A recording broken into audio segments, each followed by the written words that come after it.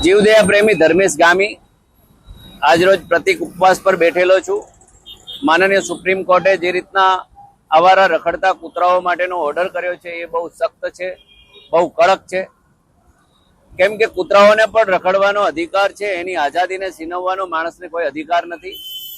જે કૂતરાઓ કરડે છે, જે ઘાયલ હોય છે, એવા કૂતરાઓને રાખવાની સગવડ કરવી જોઈએ, એમના શેલ્ટરો બનાવવા જોઈએ। પણ બે ચાર કૂતરાઓના કારણે આખો કૂતરાઓનો સમુદાય દોષી નથી।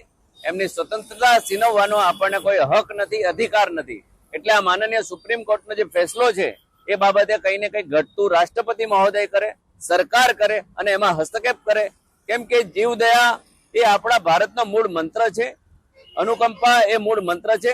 એટલે હું તમામ જીવદયા પ્રેમીઓને કહું છું કે આપણે આ કૂતરાઓની સ્વતંત્ર છીનવવા ન દેવી જોઈએ। એના માટે આપણે જે કંઈ થતું હોય એ કાયદેસર ગાંધી ચિંધ્યા માર્ગે કરવું જોઈએ। આ બાબતે મેં પહેલા પણ સોશિયલ મીડિયાના માધ્યમથી વિરોધ કર્યો છે અને ભારતના હજારો જીવદયા પ્રેમી, કરોડો જીવદયા પ્રેમીની જે લાગણી છે એ પણ ક્યાંક ને ક્યાંક દુભાઈ રહી છે। એટલે સરકાર છે, સુપ્રીમ કોર્ટ છે, આ બાબતે ઘટતું કરશે એવી અમને અપેક્ષા પણ છે।